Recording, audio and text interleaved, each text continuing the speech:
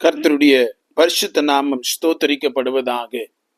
இன்றைக்கான வேத வசனம் ரோமர் 10:17. ஆதலால் விசுவாசம் கேள்வியினாலே வரும், கேள்வி தேவனுடைய வசனத்தினாலே வரும்.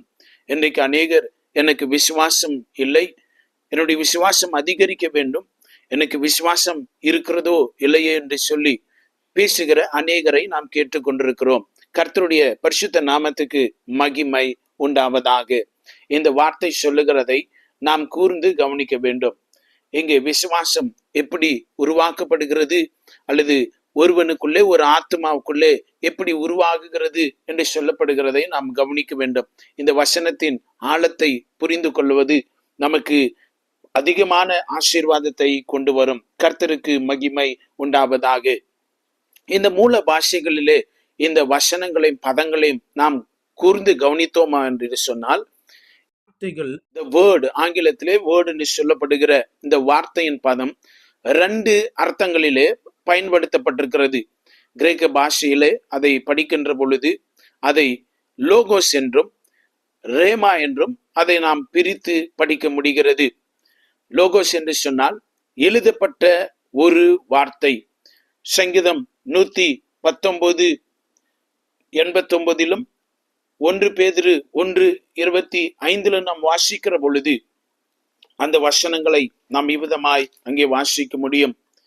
கர்த்தாவே, உமது வசனம் என்றென்றைக்கும் வானங்களிலே நிலைத்திருக்கிறது.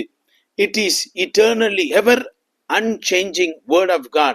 என்றென்றைக்கும் அது நித்தியமாய் நிலைத்திருக்கிறது. அது மாறாது, அது அழிந்து போகாது. இயேசு சொன்னார், வானமும் பூமியும் அழிந்து போனாலும் என் வார்த்தைகள் அழிந்து போகாது.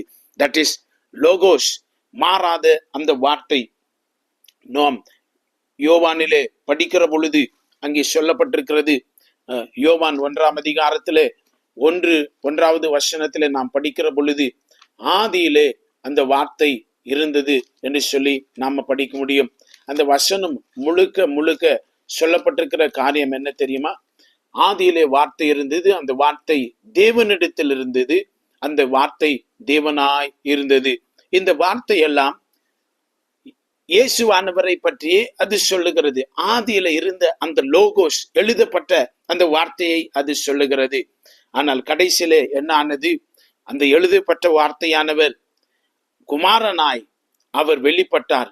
தனித்தன்மை கொண்டவராய், as a person, personally he became as a incarnate God. அவர் மனித அவதாரம் எடுத்து வெளிப்பட்டார். அப்ப இது என்ன சொல்லுகிறது? இந்த லோகோஸ் என்று சொல்லுகிற இந்த வார்த்தையின் பதம் யாரை குறிக்கிறது என்று சொன்னால், இயேசுவையே அது குறிக்கிறது. இயேசு என்ன சொன்னார்? நான் முழுக்க பிதாவின் சித்தத்தை செய்ய நான் வந்திருக்கிறேன், பிதா என்னை அனுப்பினார், அவருடைய விருப்பத்தை நான் நிறைவேற்ற வந்திருக்கிறேன் என்று சொல்லி அந்த வார்த்தையாகிய அந்த லோகோஸ் மனித உருவிலே அது வெளிப்பட்டது. இந்த லோகோஸ் என்று சொல்லுகிற பொழுது அதனுடைய முழு நோக்கம் என்று நம்ம சொல்லலாம். கிரேக்க பாஷையிலே அதை கவனிக்கிற பொழுது அது தேவனுடைய மனதை அது முழுமையாய் சொல்லுகிறது என்று கூட நாம் புரிந்து கொள்ளலாம். முழு காரணம் என்று சொல்லலாம், அல்லது தேவனுடைய யோசனை என்று அதற்கு பொருள்படுகிறதாய் இருக்கிறது. கர்த்தருடைய பரிசுத்த நாமத்துக்கு மகிமை உண்டாவதாக. இது லோகோஸை பற்றினது. இதே வார்த்தை நாம் வாசித்த ரோமர் 10:17 வசனத்துல நாம் வாசிக்கிற பொழுது அந்த வார்த்தையிலே நாம் வாசித்தோம், விசுவாசம் கேள்வியினாலே வரும் என்று சொல்லி நாம் அங்கே வாசித்தோம். அல்லேலூயா. கர்த்தருடைய பரிசுத்த நாமத்துக்கு மகிமை உண்டாவதாக. இந்த இடத்துல சொல்லப்பட்டிருக்கிற அந்த வார்த்தையின் பதம், விசுவாசம் கேள்வியினாலே வரும், கேள்வி தேவனுடைய வசனத்தினாலே வரும் என்று சொல்லி இங்கே சொல்லப்பட்டிருக்கிற பதம் ரேமா என்று சொல்லப்பட்டிருக்கிறது. அப்படி என்று சொன்னால் இந்த ரேமா என்று சொல்லுகிற ஒரு வார்த்தை சொல்லப்படுகிற ஒரு வார்த்தை, அல்லது பேசப்படுகிற ஒரு வார்த்தை, the spoken word. கர்த்தருடைய பரிசுத்த நாமத்துக்கு மகிமை உண்டாவதாக. இயேசு ராஜா பிசாசினாலே வனாந்தரத்திலே சோதிக்கப்பட்ட பொழுது 3 முறையும் அவர் பேசின வார்த்தைகள் என்ன தெரியுமா? ரேமா வார்த்தைகளை அவர் பேசினார். அந்த சூழ்நிலை, அந்த நிலைமைக்கு ஏற்ற அந்த ஜீவனுள்ள வார்த்தைகளையே அவர் பேசினார். நிலைமையே மாறிற்று, சூழ்நிலையே மாறி போனது. அவர் ஜெயத்தை அடைந்தார், ஜெயத்தை பெற்றுக்கொண்டார், பிசாசை முறியடித்தார். அல்லேலூயா. கர்த்தருடைய நாமம் ஸ்தோத்திரிக்கப்படுவதாக. இயேசு சொன்னார், மத்தேயு 4ஆம் அதிகாரம் 4வது வசனத்திலே அந்த வார்த்தையிலே நாம் படிக்கிறோம், மனுஷன் அப்பத்தினாலே மாத்திரமல்ல, தேவனுடைய வாயிலிருந்து புறப்படுகிற ஒவ்வொரு வார்த்தையினாலும் அவன் பிழைப்பான் என்று சொல்லுகிறதை பார்க்கிறோம்.